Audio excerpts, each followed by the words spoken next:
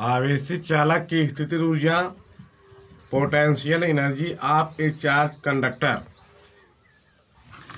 आवेशित चालक की स्थितिज ऊर्जा यानी potential energy of A charge conductor किसी चालक को आवेशित करने में किए गए संपूर्ण कार्य को ही आवेशित चालक की स्थितिज ऊर्जा कहते हैं। स्थितिज ऊर्जा आपके किए गए कार्य के बराबर होती है। इसे कैपिटल यू से निरूपित किया जाता है। यहाँ माना गया है किसी चालक को प्लस क्यू आवेश कोई भी चालक है उसका प्लस क्यू आवेश को बहुत छोटे छोटे भागों में विभाजित करने पर उसका आवेश शून्य से बढ़ करके वी हो जाता है। यानी बहुत छोटे छोटे भागों में विभाजित करने पर विभव यहाँ विभव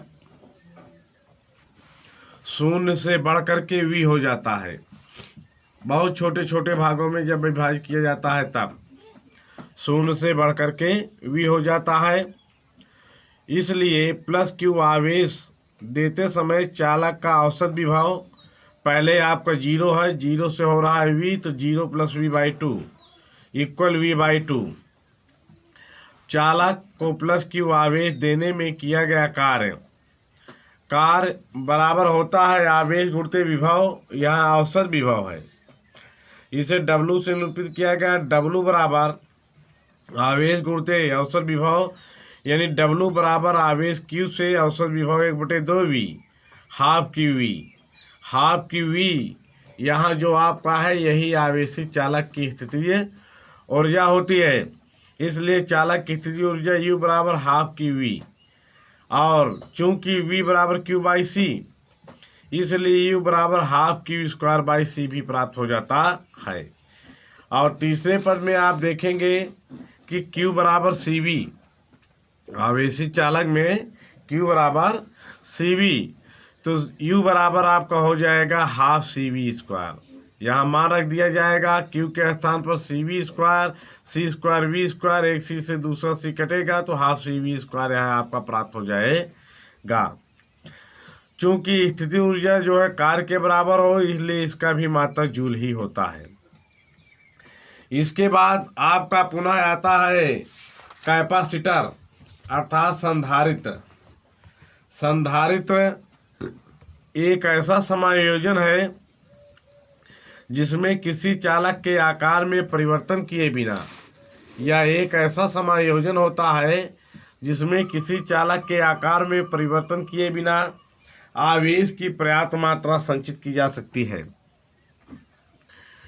यानी चालक के यहाँ दो पृष्ठ होते हैं, एक को पृथ्वी से संबंधित कर दिया जाए, दूसरे को जोड़ दिया जाए, तो प्रेरण के द्वारा दोनों सिरों पर समान तथा विपरीत प्रकार के दोनों प्लेटों के अंदर आवेश उत्पन्न होंगे, और बाहरी पृष्ठ पर जो आवेश दूसरी प्लेट पर उत्पन्न होगा पृथ्वी से संबंधित होने के कारण वह निरस्त हो जाता है।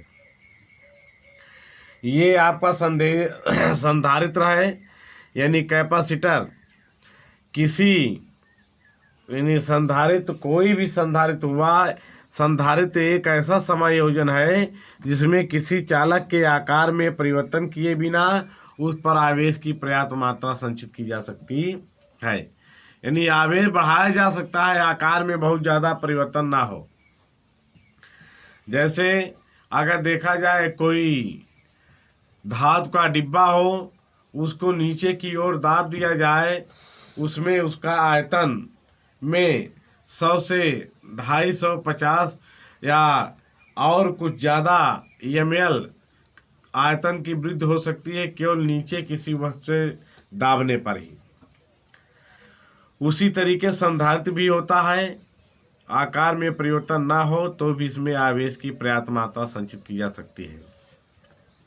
संधारित्र को प्रभावित करने वाले कारक, संधारित्र को प्रभावित करने वाले मुख्य रूप से 3 कारक हैं। पहला, प्लेटों का क्षेत्रफल पर।